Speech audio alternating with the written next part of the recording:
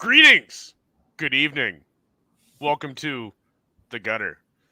Everybody ends up here eventually. It's only a matter of time. Tonight, we are joined by Dean. Dean, it is your turn in the gutter. Welcome. Greetings. Yes, g'day, everyone. Thanks for having me on, Aldous. It's a pleasure to be here Oh, don't thank in me yet. this very fine gutter that we're in. It's not clean. It's not sanitary, but it's ours. So tonight, I thought we would talk. You were gracious enough to come on and join us here. And I thought we would discuss something that we both have recently developed. Well, you've recently developed kind of a passion for. I've had a passion for this book, man, probably since 1994. Alfred Bester's "The Stars My Destination," as illustrated by Howard Chaykin and laid out by Byron Priest. And also your own book that's upcoming, The Embrace 2. Would you like to give us a brief little intro on that? Yeah, sure. The Embrace 2 is the sequel to the critically acclaimed and really well received book from a couple of years ago now. It's nearly 2 years it's actually been, believe it or not. But it's a superhero story featuring a father and son duo with a twist, because the son is actually a ghost and who was murdered in a tragedy years before. And together they become the spectral superhero known as the Embrace. And anyway, this being the sequel, the events of the first book have he's garnered the attention of some very powerful enemies that you're going to meet in the second one, and so the book's about to really explode. Awesome. Well, the sign up for your campaign is in the description if anybody needs to check that out. Moving forward, the first part of these shows, we always try to focus on something that's historical or comic related. Usually something that I can somehow weasel my way in and that I really want to talk about, and I could give two shits about what your thoughts are. In this case, though, I happen to know that you own a copy of this because I sent you one, or at least volume 1, and you really dig this stuff too. So I thought this was a good match for us to talk about tonight. And this is, as I said, the Stars My Destination by Alfred Bester, as illustrated by Howard Chaykin, with an adaptation by Byron Priest. But when we got to talk about this, there's a bunch of caveats that we have to lay out before we can even start really discussing it. So this originally, volume 1 was published in 1978, and it was it was published by Baronet Books. Baronet Books went out of business almost immediately after volume 1 was published, and volume 2 basically sat in a safety deposit box. And Chaykin and Priest, it never saw the light of day until 1992, when Priest was approached, got a phone call from somebody over at Marvel, and they decided to publish the full book, both volume 1 and volume 2. And finally, everybody saw it. And even to this day, even since the publication of volume 2, it is not regarded well. Priest did a lot of really choice editing on the actual prose of Bester's novel that is not for the better. But the layout itself, and we'll get into that here in a little bit, really was off-putting to a lot of people. Shocking as though that may be. Before we move into that, though, we always have to do this, because if we don't, they get uppity. We want to greet the chat. Thank you, Crazy Mad, for joining us. It's always a pleasure. And one of my favorite people, one of those guys that you kind of have to occasionally nudge to speak his mind, because he's not requisite to always do it. Matthew Fowler. Matthew Fowler, always appreciate you joining us, sir. Keep on preaching the truth, brother. You know that there are those of us out there in the pews going amen every time you do. And greeting us tonight, blessing the chat, classing up the joint, if you will. I mean, I don't know how I feel about this, given that it's the gutter, but we have Allie. Allie, thank you for joining us. Hello, Allie. So, Alfred Bester, The Stars My Destination, Howard Chaykin, Byron Priest. Where do we begin? Do you have any thoughts here, Dean? My thought is we start with who's Alfred Bester. Well, yeah, we can start with that. But like my original takeaway from this whole, like, from your whole opening, is that people didn't react well to this style of book, because honestly, this has blown me away. Like, it's changed my book reading habits forever going forward. Like this, like, I don't. It's like an amalgamation between a comic book and a, like, a novel. You know, like, it's a picture story book. Like, I really don't know how to describe it, but the fact that you say people didn't like it honestly blows my mind. Oh no, this book, and this is an ongoing trend throughout most of the things that I will present here for you on the gutter. Whether whether it is Pictofiction by Warren Publishing, whether it is the collected works of the Hunter from Erie, or it's this. I really dig the stuff that most professional reviewers and professional critics hate, because I like the stuff that's just a little bit off of left field, and the stuff that people are really trying to experiment with. And when you talk about this book in particular, this book is a grand experiment in how to merge sequential storytelling and traditional prose in a way that evolves it beyond illustrated fiction. And you can really go to that base level and say that it is illustrated fiction, but it's something more. And I think a Yeah, lot of that is a direct result of what Chaykin poured into it. And Chaykin himself hated working on this. Priest was an absolute tyrant. He specified what his layouts needed to be, their sizing and their spacing. It really chafed him because he didn't have any freedom as an artist. And yet, within the space that he was given, he had full reign, and he exploits it beautifully, as we'll see as we move forward. We do have also Joan Sontag joining us, obviously the there we creator of go. Reaper Destroyer. If you haven't checked that out, certainly go check that out. If we have a mod in the link in there that could drop a link, that'd be awesome. Crazy Mad, she is classing up the joint, man. There's facts, and then you can't deny them. So, and we have Aerith. Aerith is also joining us. Hola, There. de nada. That's the extent of my Spanish. All right, moving on. So, who is Alfred Bester? Well, number one, before we go into anything about who Alfred Bester is, this episode, man, I've been waiting to do this for a while. There are few times in talking about a graphic novel or a comic book or a writer or a creator that I can do this. Alfred Bester was an author. He was a pulp writer. He was a classic golden age radio script writer. He was a comic writer.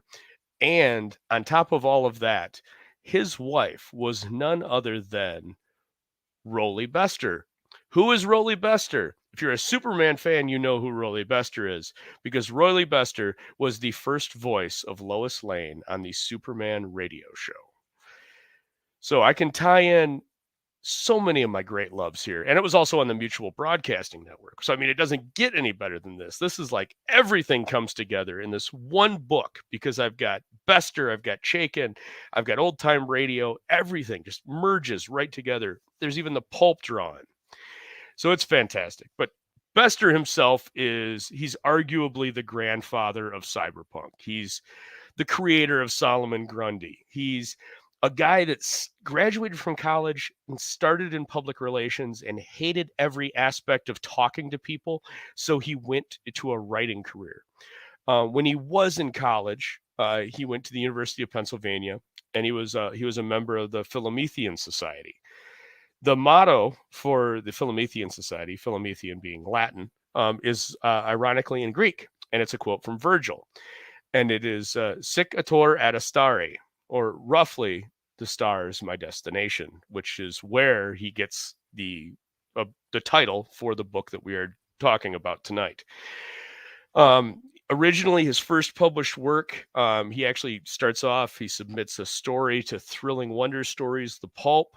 It's for a writing contest. He does not win, but the editors were very impressed. They had a little bit of correspondence with him. And the next time they ran the contest, they really encouraged him to enter it. And he did, and he won.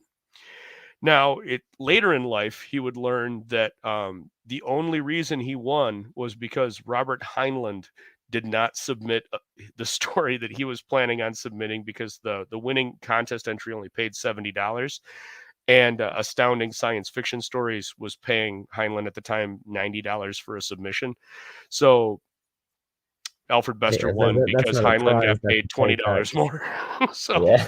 and they were good friends later in life, and they got a good laugh out of that. But with this win, Bester started a prolific career.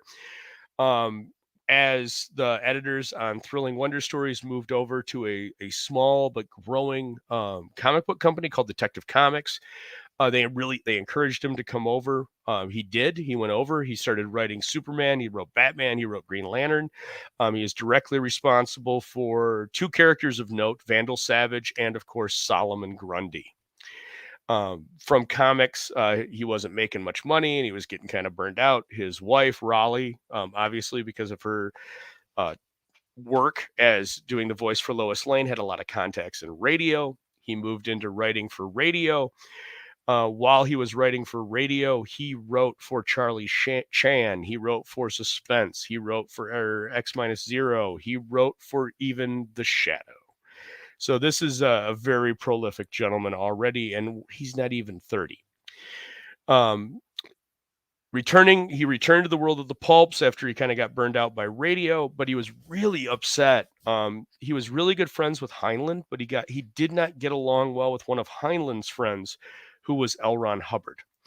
And so Bester, finding that L. Ron Hubbard really had a strong in at Astounding Stories, and they just weren't accepting much stuff of the kind of sci-fi that Bester wrote, he got really frustrated and started writing a novel because he figured, okay, at least this way I can do something.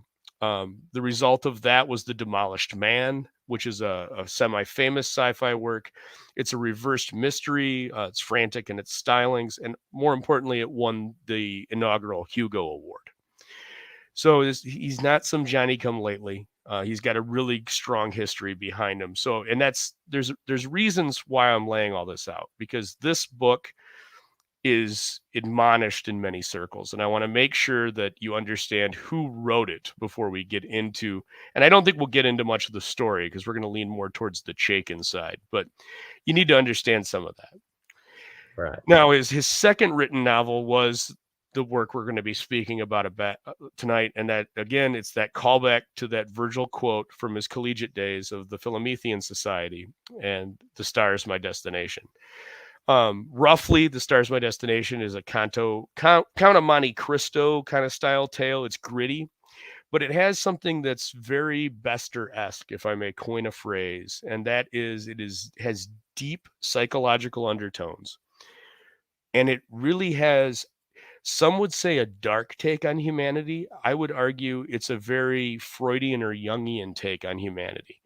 Um, the the creation of the main character and his motivations, it's almost a modernization of what you would normally expect to see in some kind of or beyond what you would expect to see in some kind of a Monte Cristo-esque story. So before we move on, that's kind of all I had on Bester. I just wanted to lay the background. Did you have anything to add on any of that, Dean? No. Very good. All right, and we have Kimosabi. Why is Dean here listening to all this talk about pulps? Well, because he has taste. I mean, there's that. Well, I mean, who else am I going to listen to talk about pulps?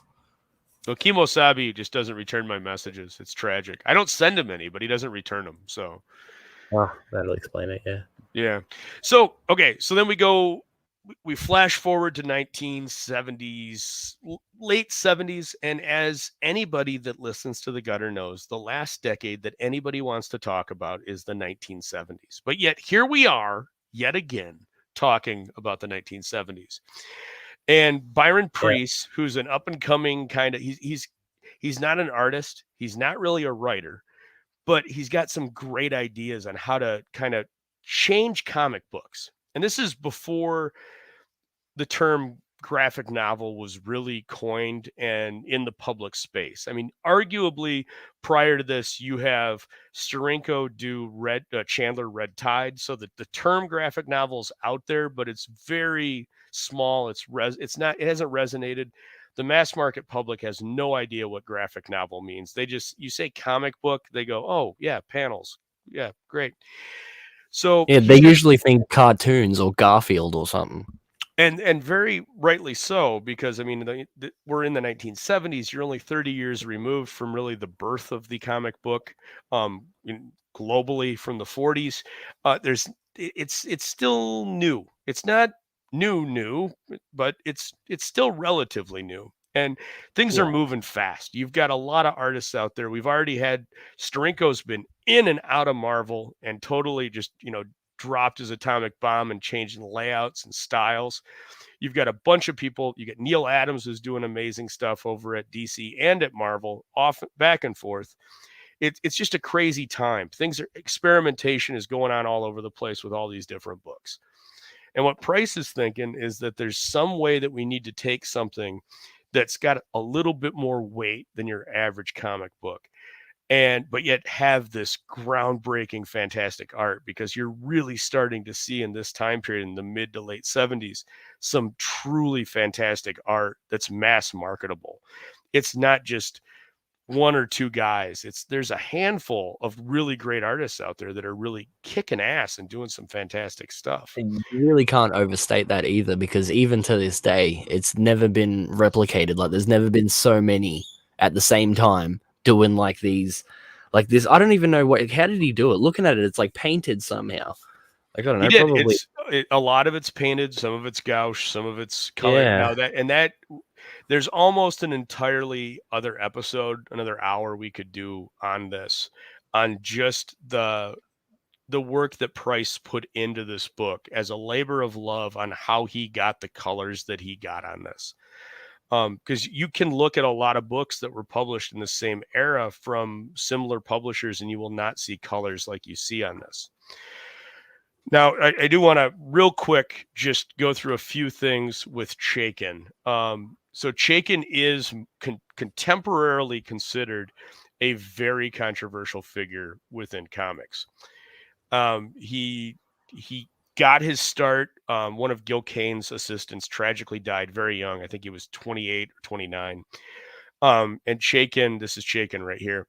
He reached out to Kane. He started being his assistant, learned underneath him, had the opportunity to go work with Wally Wood. He went to work with Wally Wood. He cut his teeth on a comic strip, not a comic book, but a comic strip, Shattuck, the Western, that was published overseas, mainly in military magazines with Wally. Intermittently, he did a little bit of self-publishing under the pseudonym of Eric Pave in some indie magazines, Wits End, and a few other minor stuff. In 1972, though, we really get the ball rolling, because in 1972, he starts working under Neil Adams, actually riding a desk as Neil's primary assistant at Adams' home in the Bronx. The one thing that is important about this aspect, it's not the work that he did under Adams. It's not any of his interaction with Adams. To this day, if you ask him, he will say Gil Kane was the guide of my life and my mentor, and I owe everything to him. With that being said, the path that he takes in comics is directly responsible for the work that he does with Adams. He grows to hate the superhero, and he is quoted as saying, "I lost any interest in superhero comics. What I wanted to draw was guys with guns, guys with swords, and women with big tits." And the important part of that is Yeah. Howard Chaykin, and this goes back to the controversial figure. He's very open about his politics. He's very liberal, but yet if you look at all of his work resonates with people that are on the opposite side of the spectrum. That's unique amongst artists. You don't see this very often. Usually your political stylings and semblances and your personal philosophy bleed across. That's not the case with Chaykin. In a way, he's a little bit like Alan Moore.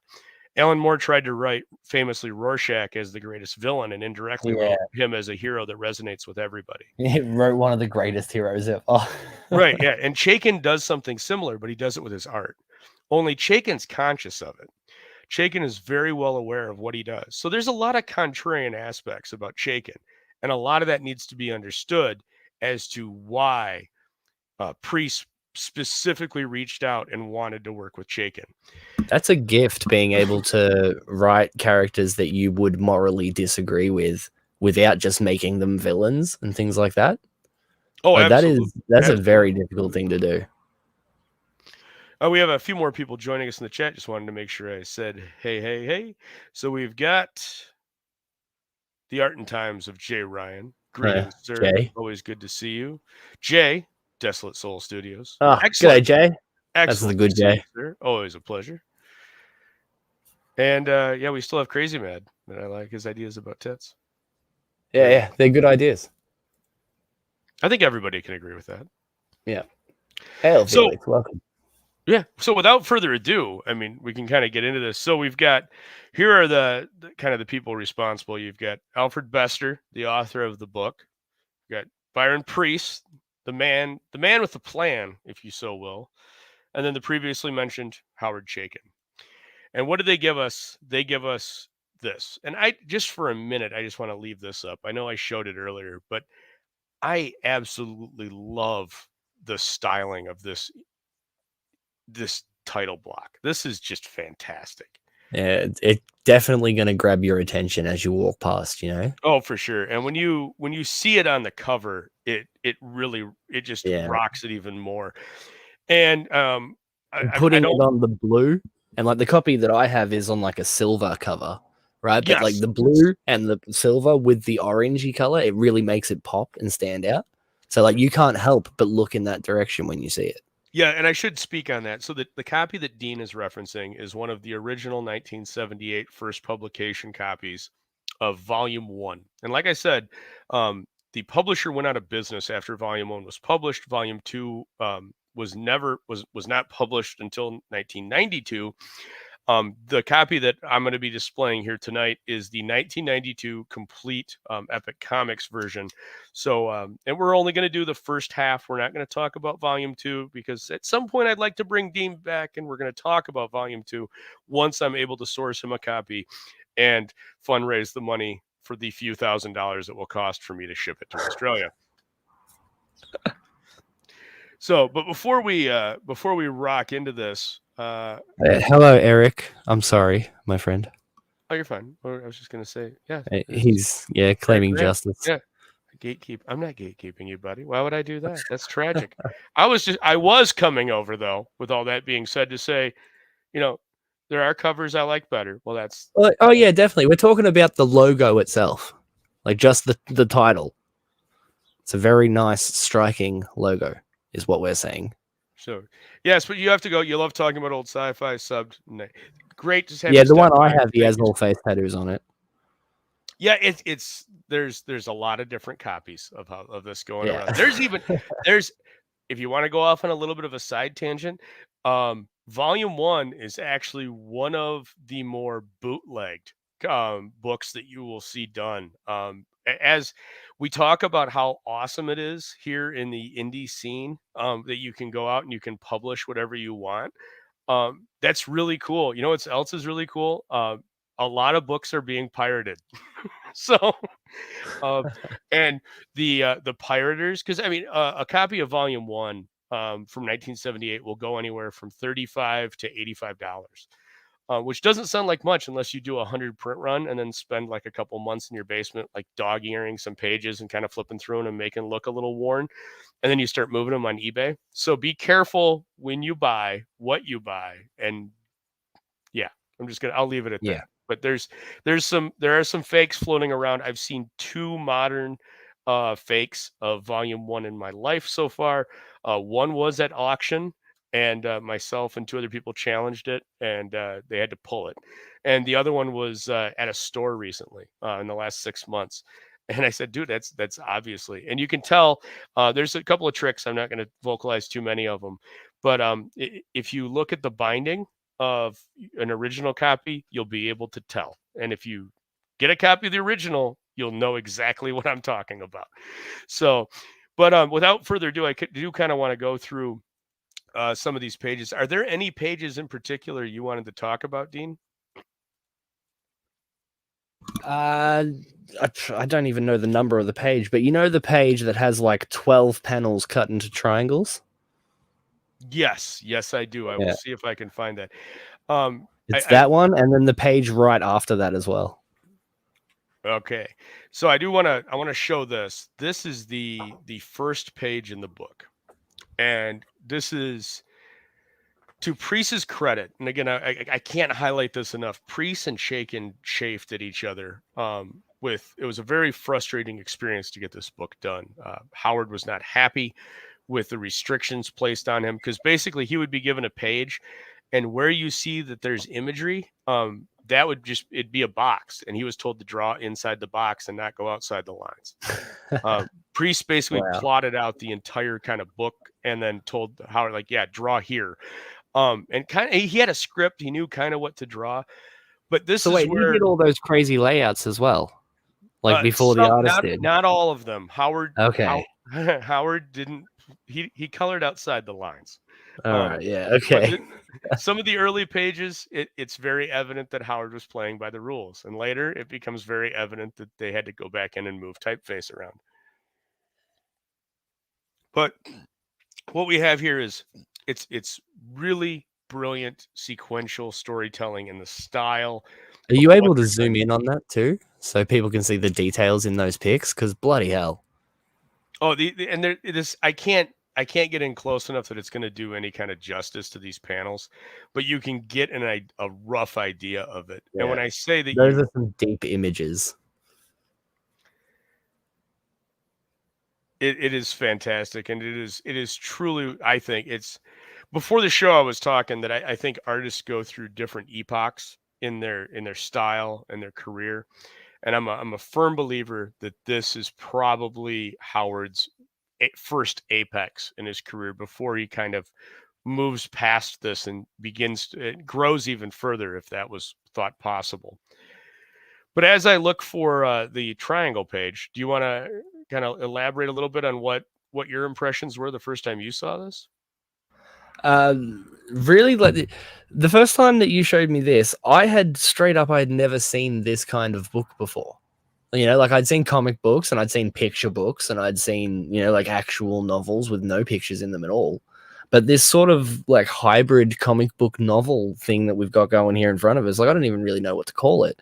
It it honestly shocks me that it wasn't just, you know, it wasn't embraced as just like a new form of book. And then, you know, like this was a much more common style of book and not just, you know, textbooks, really. That's the only really book I can think of that has pictures next to it with, you know, paragraphs of writing. Right. This is when Dean's talking about how stark it is, how shocking it is. This is a page of the book.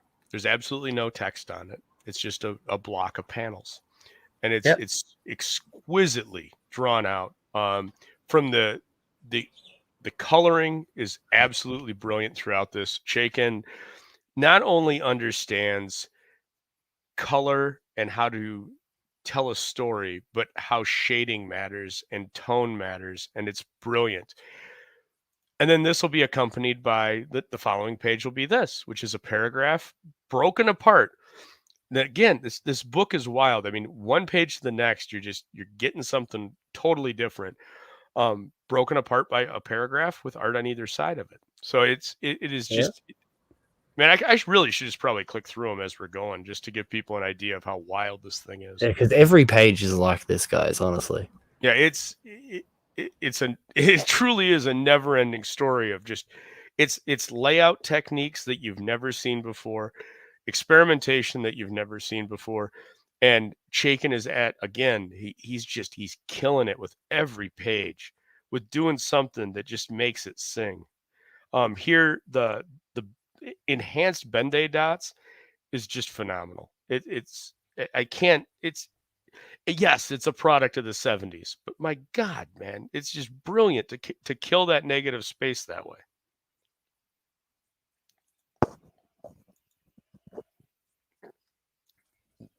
Yeah, it's actually crazy. Like as you get through, like what you said a second ago, how you know it looked like he was following the rules at the start of it. As you get through to the end, he actually starts like going really crazy with some of the colors and not just the way that he does the layouts. There's one I'm page in particular Is this we'll the get up triangle to. page you were talking about? Yeah, that's the triangle page Okay. right there. That like there will be a comic book I draw in the future that has a page that looks like that because that is ridiculous Yeah, and so amazing. um unless you read this, you're not going to understand what's going on here. But in the Yeah. text that is on the left-hand side, each individual wedge of that fan out across that page um, is a moment,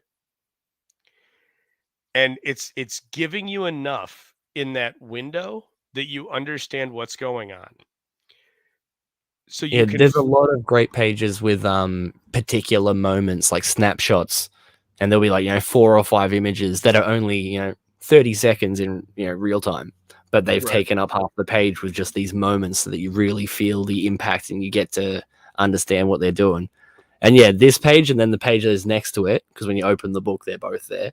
Mhm. Like this one's like when you first flick through the book, like before you even buy it and you're flicking through, seeing if you'd even be interested in it, this was one of the pages that I actually stopped on and was like, whoa, what is this?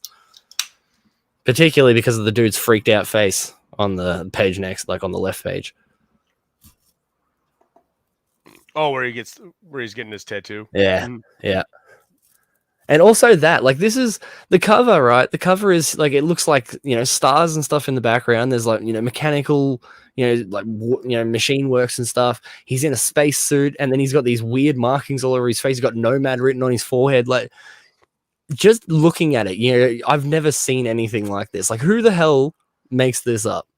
It is so bizarre. And yeah, it's beautiful, right? But the world that they're depicting, the artwork is beautiful, but the world they're depicting is quite frankly like ugly and terrible.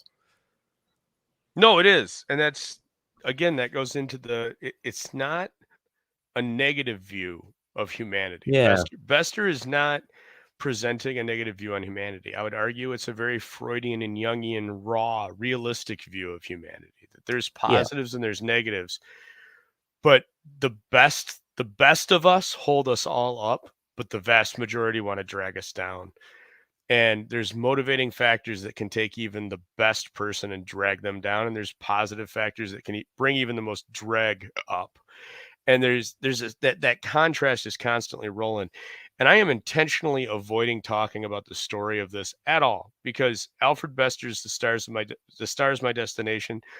It's just a book you should have, if you haven't read yet, you should read it. So I'm gonna flat I'm going through this with the assumption that you've read it and these images are somewhat making sense. I would like to greet my buddy Odin Dasko. Odin Dasko's his turn here in the Yeah. gutter is coming up. So good to see you, sir. And also D-Wag. What's up, D-Wag? Good to Bow. see you, buddy. Bow. So yeah. So yeah, Dean, I agree with you, man. This book is absolutely brilliant. It's gorgeous. I do not understand the hate for it at all. It is His the artwork, right? Like his work on faces, like faces in particular, yeah, look so damn real in some of the panels. It is unbelievable. Like he captures like little subtleties that you would never think to draw on someone, almost as if he's taken a photo and painted over it. It is absolutely ridiculous. Not in every panel, but there's a bunch. I mean, there is a bunch that are particularly close-ups of faces, usually screaming or scrunched up in one way or another, because there's a lot of stuff happening in this book. But there's just something about the way he draws faces that is super, like almost uncanny valley style, hyper realistic. And this page here on the screen right now is a great example of what we were talking about a second ago with the moments. Like you got this argument situation going in here. right. Well, if any of you were present, and I don't think many were because I think the view's pretty low, but on the closeout stream for Rocket with Steve and Dean was there. I think we spent like 30 or 40 minutes Yeah. talking about this page. That was This actually the first time I had seen this, so you can get my reaction live in the replay. Yeah, this page, this is a conversation between two people occurring. Again, much similar to that wedge panel that we showed earlier. This is a conversation between two people occurring, only instead of wedges this time, Howard, and again, he was given boxes, right? And he violates the rules. I'm going to do it in circles, and he does a conversation in circles, and his circles work instead of this is what I love about this page. It's a direct almost inverse from what a comic book page should be. The text is in a panel and the action are in bubbles. Yeah. And I think that's why it works so well. But the other thing that works is the actual moments that these occur are actually lined up in the text. And that is a credit to Price. And when I earlier said that Price heavily edited, this is what I'm talking. He took Yeah, it's whole like that through the sentences, whole he book. Yeah. shortened sentences, he changed phrasings. This is not Albert Bester's The Star's My Destination. This is Albert Bester's The Star's My Destination as adapted by Byron Priest. And he changed quite a bit, and he changed it for that to work. It doesn't work all the time. It works a lot of the time, but it doesn't work all the time. But Yeah, on the it page, always lines up. It definitely always lines up, though. it does. But when it works, holy shit, is it a home run? When it doesn't work, it just feels like, oh man, I see what they were going for, and it just didn't resonate. And it's like, yeah, that could have been a single, but the guy just didn't quite make it to first. That was a baseball reference for all of you Australians. Greetings to Belmont. We Good have to see you, buddy. baseball here. Just fine. Do you want me to make a cricket analogy? I can make cricket analogies, then I have to explain them to the people south of the Mason-Dixon. But I mean, I don't know what the Mason-Dixon is, so. well, we won't get into that. Moving on. Yeah, Okay. But yeah, so that page, this one here too. This is what I was talking about when I said he goes crazy with colors. Yes, he Like, does. how do you even draw this, honestly? Like, if you look really close, right? I know some of those, it looks just like blue blurs, really, from like here. But if you look really close, right, like those are fully detailed people. With like the blue is the shaded area and the yellow is the brightest areas on them. It's just, I've never understood how you do that if you're not using, the correct colors for shading. Well, I think one of the shocking parts is, and I'll see if I can zoom in, that you can actually get it. Somehow through the mess of everything, you actually get the fringe right here. Yeah, you can actually see the fringe, and it works, and it shouldn't, but it does. So, and greetings to Peter Orchard Studios. Thank you for joining us, sir. G'day, Peter. So yeah, and this just it continues throughout all of it. I can't compliment this enough, and it's just such a beautiful piece. When we had Raiden Radio on and we were talking about Hunter, we talked a lot about the artists that drew that series and how they utilized blacks and how they utilized the Zipatone because it's, of course, a black and white. And I think that's sometimes easier to get into the nuance because it's so easy to see the contrast when it's only that black and white. When you get into the utilization of color, there's the psychology of color. Red is an aggressive color. Yeah, Blue I is a recently calming bought a color. book on the psychology of color. And if you go through this, Chaykin completely understands the psychology of color.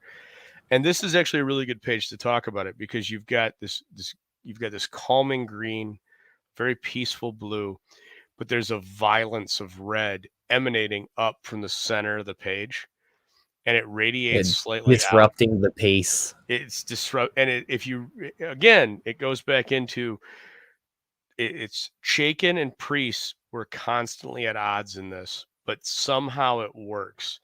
And this page deals with a tranquility that's being broken.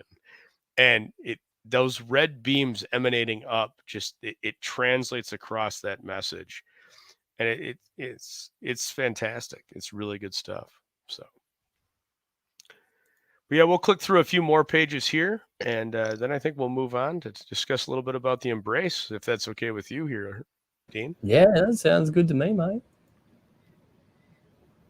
So now we're starting to get a little into Howard's getting a little crazy here on the pages. Yeah, wait until you see there's a bunch of pages that are basically all bright pink and orange and purple. I don't even know what's going on because I haven't gotten to that part of the book yet at the very end. I'm about 2/3 of the way through this. But there is a page like right near the end. I just saw it before. The whole thing is like pink and orange, and he's wearing these goggles. I don't know what's happening at this point. There's a lot of color theory that goes into this. I'm not going to get into it. We can save that for another episode because we've already ran long on this half of the episode. But yeah, a lot of color theory going on here. A lot of I'll just leave it at that. Keeping the pink and blue together. Yeah. The green and yellow together. Yeah. And Look again, at that. and Look at that. Come on, guys. well, and okay, this you've also, if you're a fan of Bill Stakenovich at all, you'll notice, or uh, oh man, sorry, but you'll notice the use of shadow here, and not just the use of shadow, but it's almost that pastiche shadow that's on top of it, and the two keys. The keys are important, obviously, but again, there's a built-in metaphor that if you've read the story, you understand. It's Chaykin just did something really fantastic here, and it is absolutely tragic that people deride this because it works so well. And we'll just Well, yeah, that quickly honestly, cycle through some of these. I can't stress enough how much that shocks me because like this, I feel like this should be a much more popular style of book just because of how well this is put together. This one particularly, like I don't have a lot of experience with them, so I don't know. Well, this involves a really heavy, deep understanding of the prose. It involves a really heavy interaction between the artist and the writer of knowing the pacing, knowing the styles, and know the tones. And honestly, I don't see much of that anymore. You don't see an understanding of tones and emotion and color and associations in books at all. It that honestly, it's the 90s ruined it. It's action beats Yeah, and splash pages, and people don't understand pacing. They don't understand nuance. Everything's just in your face. And you don't need to show a character punching somebody. You show them, in my world, you show a character reeling back for a punch, and then in the next panel, you show them after they've punched. You don't show the impact because the action happens in between the panels in the gutter.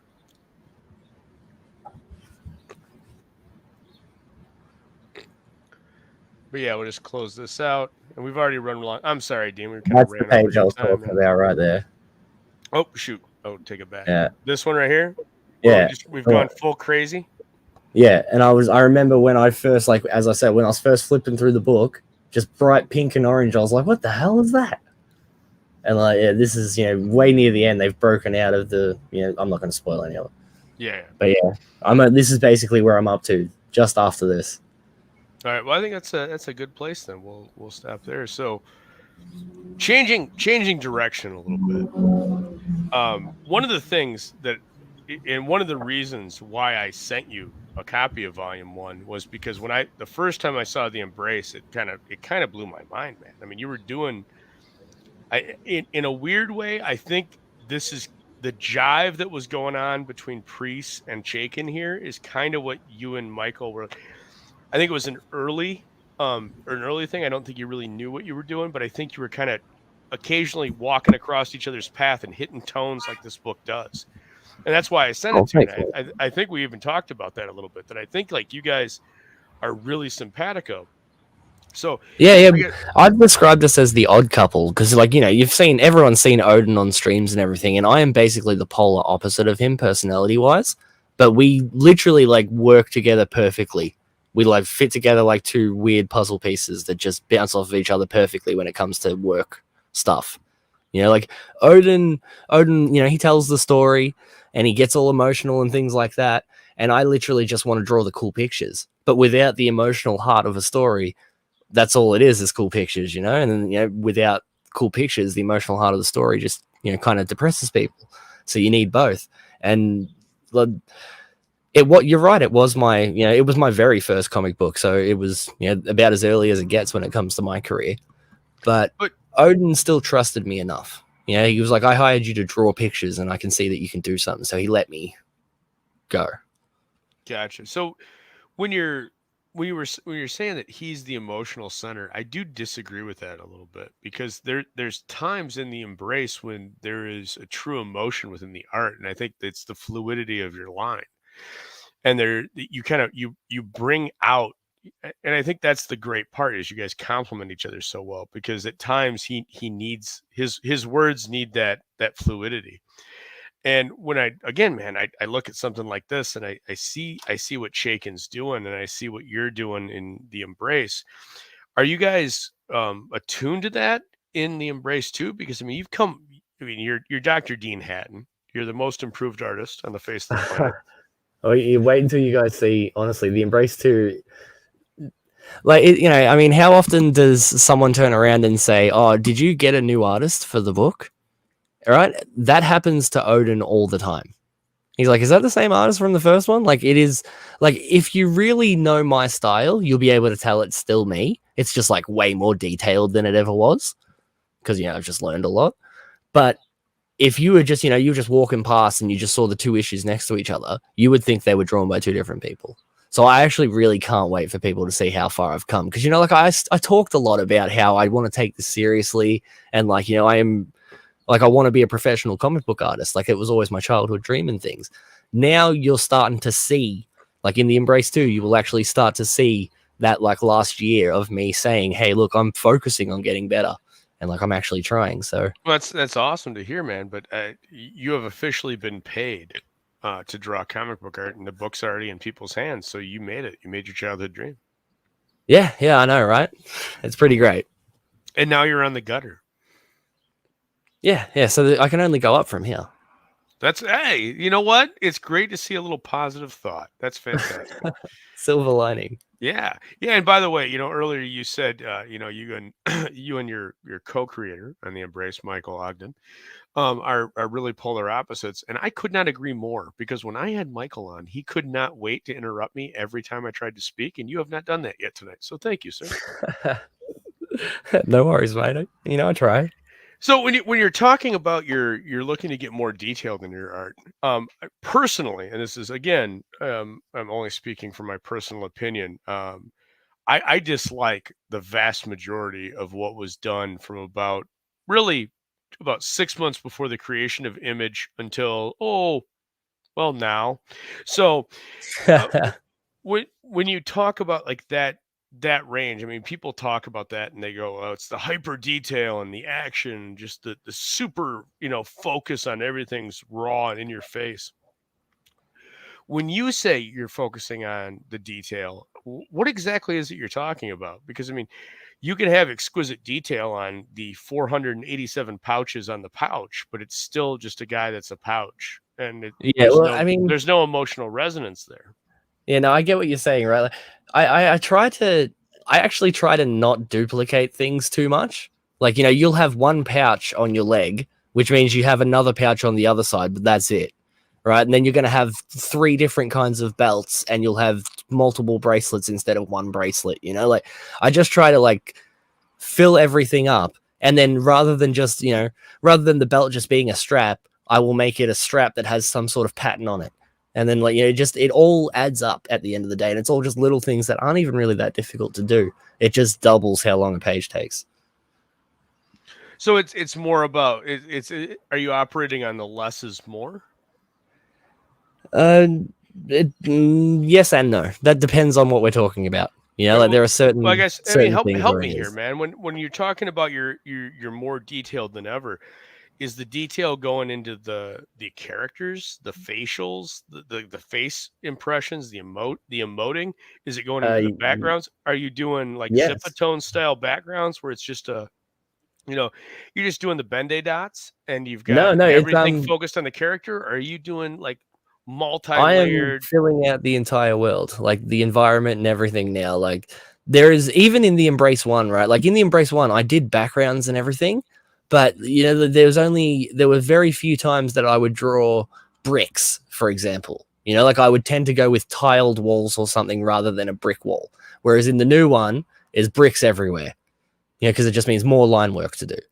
And with I've put reflections on everything. Whereas back in the day, I would just you'd black out the window and you draw some stripes on it to make it look shiny, and then that's the end of it. Where now I straight up draw the actual reflections that you would see in the window.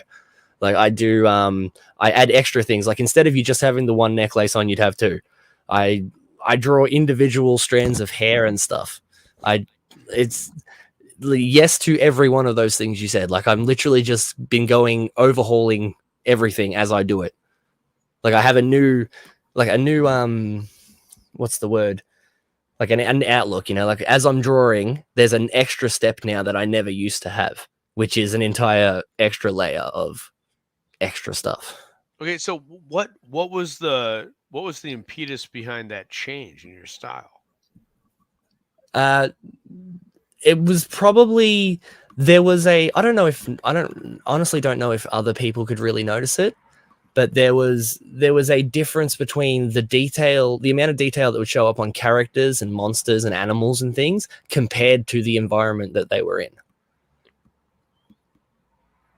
Well, I see Chemo has weighed in, and I value Chemo's opinion very heavily because when a man has gone miles beneath the earth in search of both reason and resource, I think he comes back up with a different outlook because most men look to the sky, but few men look to the ground. And Chemo went out into the wild desert and looked to find riches beneath the ground, and he came back with wealth.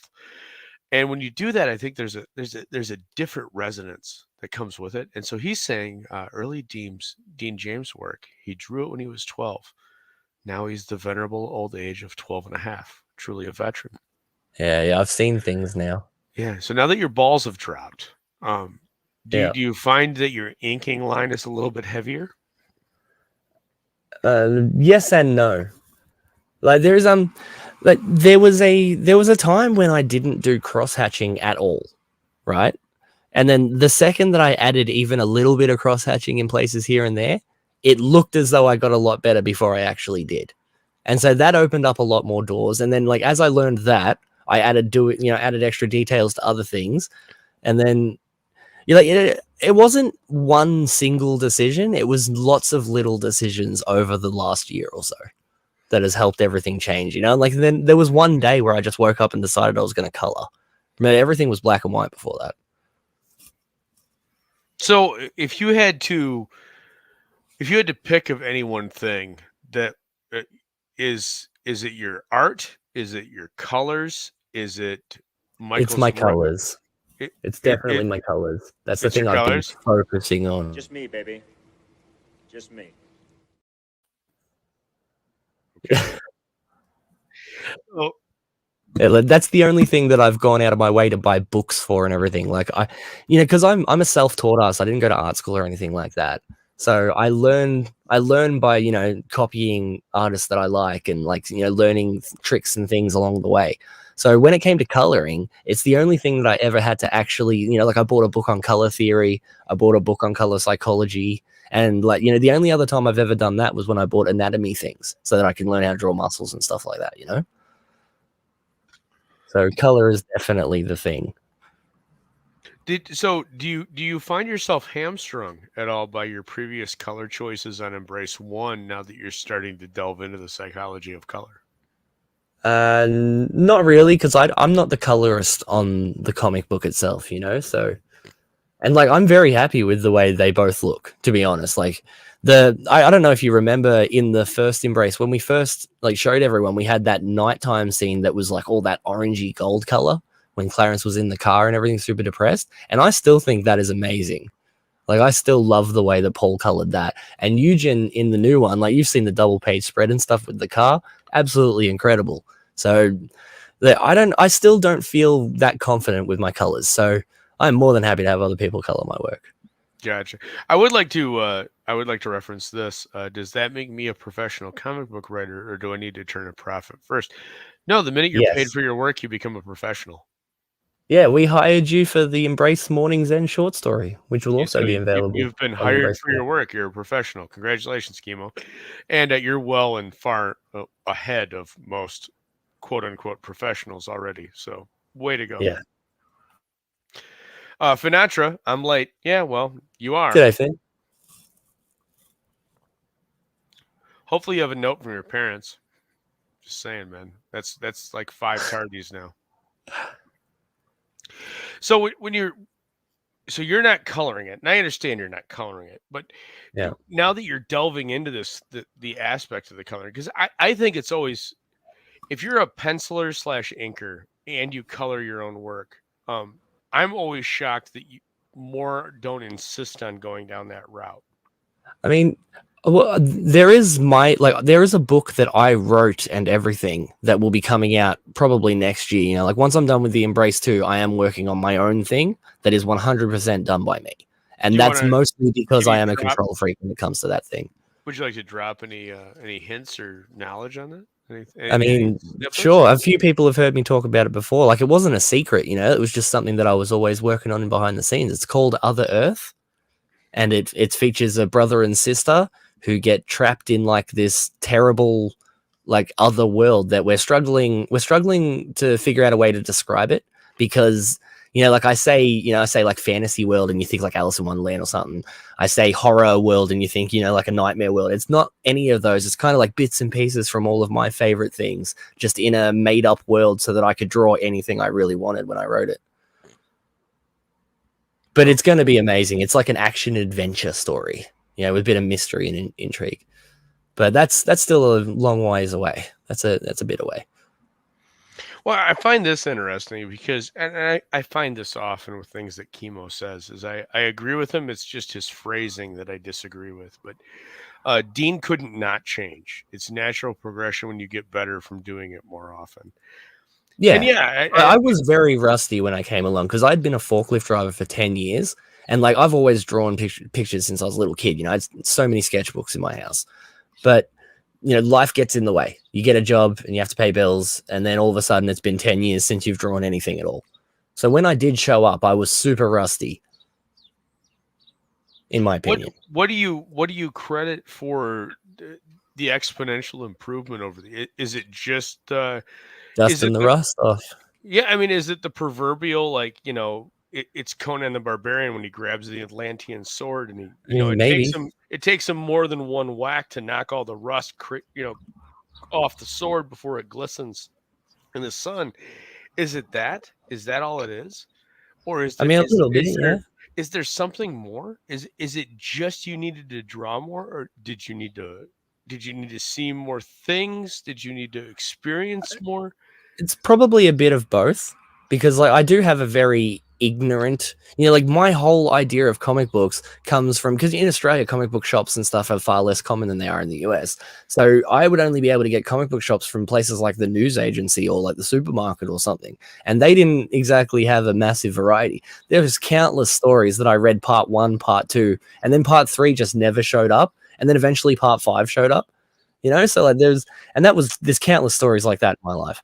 So most things are new to me, to be honest. You know, like I was a big fan of Jim Lee, J. Scott Campbell, Greg Capullo, Oh God, Michael Turner, and that was about it growing up. there are so many artists you need to be exposed to. Oh, and Todd McFarlane too, because Spider-Man was my jam. Well, the Todd father is respected for sure. But, Yeah. So we don't have a hard limit of 1 hour here in the gutter, but nobody wants to stay too long down here. So do you have is there anything you want to close out with? Is there anything you want to follow up on? Talk about the Embrace 2? Any of the other projects that you're working on? That fantastic bookmark that you did for Team Bookmark? Right, yeah. Go buy it. I think it's still available, is it? Either way, you can probably message Snuggy if it's not still available. I'm sure he's got extras. Team Bookmark. Honestly, some of my best work ever was that bookmark that I did. It is beautiful. And I'm just honored to be put alongside people like Shantz and Rocafort, you know, to be honest. You know, it's interesting to me that you put Shant before Rocafort. I just didn't want to sound like a massive Rocafort simp, because I knew if I said Rocafort, people would be like, oh, of course, Dean and Rocafort. He's like the only artist Dean likes, blah, blah, blah. Like, I get it all the time. No, I just think it's interesting because honestly, it's the three artists that I'm currently the most excited about in this space are it's you, it's what Shant's doing, and it's what Rocafort's doing. And even today, Thanks, I mean, Shant had a great. I think it was kind of a kind of one of those groundbreaking moments, that earth shattering moment where he kind of looked at it and he went, "Oh my God, I just painted an entire comic book." Has one person ever written, drawn, and painted an entire comic book for a superhero? Right? And as soon as he said superhero, I went, Because until superhero, I'm like, well, yeah, J.M. DeMatteis and John Muth with Moonshadow. Then he said superhero, and I'm like, oh, Yeah, man, actually, maybe not. I don't think so. Not that's independently owned. I mean, obviously, it's been done from Doctor. I mean, there's a Strange, couple of Spawn from single issues and from Doctor Strange into Shambhala to great book. Alex Ross' latest Fantastic Four book, graphic novel. Yeah, It was it's been also done. a great book, but he made some interesting choices with the colors. He did, but I feel like, honestly, was I feel the- like you won't like it. No, I own it. It's the first Fantastic Four book I've purchased in 20 years. Same. It's the first one that I'd bought since I was a kid. Yeah. So it was one of those that was I'm not going to say it resonated with me. Like if there was another one, I probably wouldn't, but I was intrigued enough that I picked it up, and it was interesting. So I really like it, but if he does another one, it better have Doom in it. Otherwise, yeah, no shit, right? yeah. But I think that's gonna close us out for tonight. Do you have other than I want to remind everybody the sign up for Embrace 2 is in the Yes, please description do. for this episode. Thank you so much, Dean. I really look forward to going over, and we didn't even get through Volume 1, so maybe we need to do another issue, figure out where we left off on Volume 1, and go through the last few pages on this, because I truly think this is vastly underregarded. It's underappreciated, and it's 100%. much too maligned. I think I would love to see more stuff in the indie scene do this, because I think there's a lot of writers that would be more attuned to doing something like this, of working with an artist and working on something in this style. Hear that, rather than- Kemosabe? Oh, you picked up where I was going. Rather than with a traditional comic book layout style, because there is a great deal to be said for whether it's pictofiction, like we talked about with Ogden and Neff, or whether it's something like this that is a merger of illustrated fiction. I think there's a beautiful, beautiful symmetry that can be made. Yeah. But it certainly is not going to be made today. But maybe it's down the road. So with that, I thank you. I appreciate you all for joining us tonight in the Gunner. Dean, you are a trooper. I would like to remind you that no matter how long you spend here, because we are over an hour. So I just want to remind you. It's too late to be scared. It's all going to be. Yeah, we've come too far now. There's no turning back. So what you need to do, everybody needs to go and sign up for the Embrace 2. Everybody needs to go check out and find a online or a physical copy of The Stars, My Destination by Alfred Bester, illustrated by Howard Chaykin, assembled by Byron Priest. If you have any questions, comments, please leave them in the chat. If you have any requests for creators that want to be in the gutter, let me know in the chat or DM me. Have a great night, all.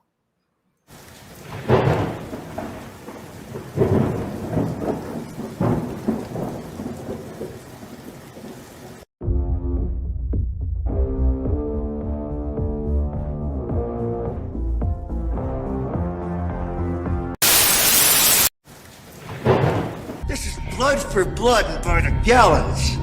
This is the old days and the bad days, the all or nothing days. They're back. There's no choices left.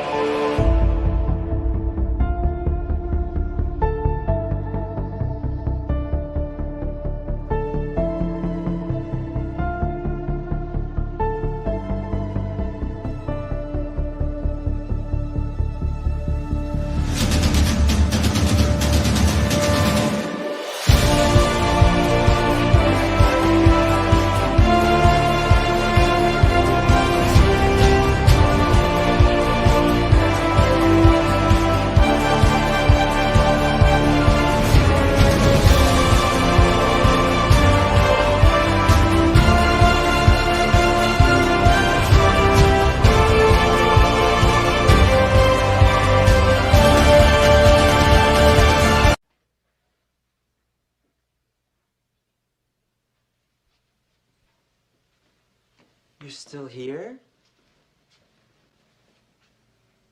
It's over. Go home.